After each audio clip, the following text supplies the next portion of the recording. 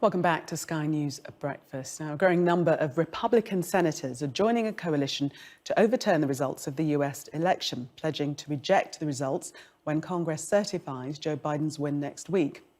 Well, it comes after both Republicans and Democrats in the Senate voted to override President Trump's veto of a national defense bill.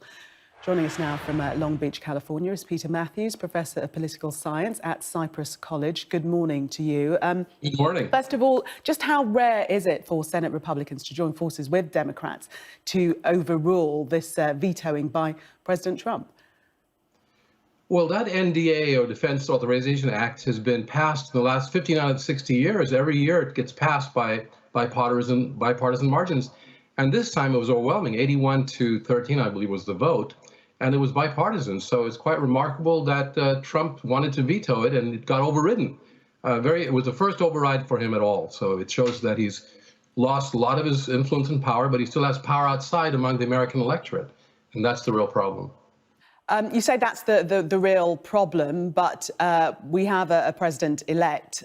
The issue now is whether senators will actually rubber stamp his election. A growing number, we're told to believe, that are now saying that they will actually go against that. Yes, and that's very remarkable as well. That doesn't happen much at all. It's only happened a couple of times in history, way back in the 1800s. And that is, this is a pro forma situation on January the 6th, where the two houses meet and in this one same chamber, and the vice president counts the electoral votes that are sent to him by the states that have already been certified already. And when the vote count is given, the vice president says this particular candidate, in this case Joe Biden, is the president-elect because he had 306 electoral votes certified. And the other person, Mr. Trump, had only 232 votes. So that would be announced normally by the vice president. This time it would be Mike Pence. But now we've got these dozen senators who are joining another senator, Josh Hawley, who said that he would actually object along with a congressman. It only takes two people, a U.S. House member and a U.S. senator, to get together and say, we object to the results in several states. We want to nullify those electoral votes, or to investigate them and vote whether or not to confirm them. And then each house has to separate and take part in a discussion in each house, and then finally a vote to whether or not to certify the final results that the vice president has announced, or to reject them and have the election go to the House of Representatives, which is a really complicated process. And that's what would happen. And it's very, very unusual for this to happen, actually. How could this play out, though? What are the implications? Could we see the actual inauguration later this month? Could we see that delayed? No, I don't think so, because I do believe that one of the two houses, that the lower house, the House of Reps, which is run by Democrats mainly, they will actually vote to confirm. And in order for the election results to be rejected and the objection to be sustained against Biden, both houses, Senate and the House, would have to agree. So in this case, you have one house, the House of Representatives, will disagree. And I believe even the Senate will probably vote to uphold the election results, because even many Republican senators would want to keep the rule of law principle in place.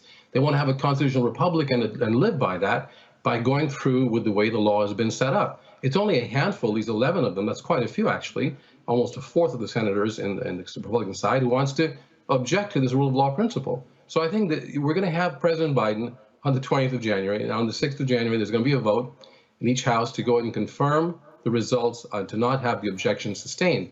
And yet it's going to throw a big problem in our electorate, in our nation's ethos, in our sense of who we are, because the country's become even more divided. And those senators who have given some ammunition to the extreme groups out there supporting President Trump, the right-wing base that says that Trump, right or wrong, we want to keep him there, and he got the election stolen. These folks are out there. They're not going to go anywhere.